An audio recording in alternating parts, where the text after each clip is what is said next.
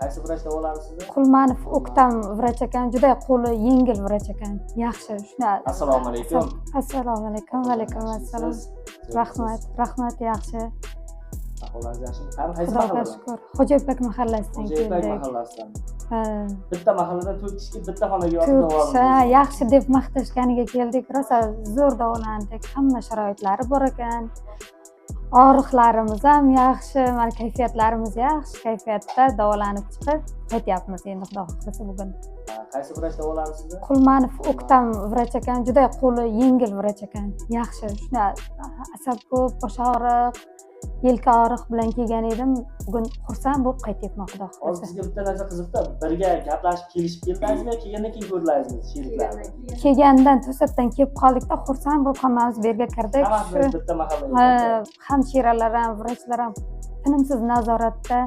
Juda xursandmiz mana shunday sharoiti bor joyda davolanganimizga.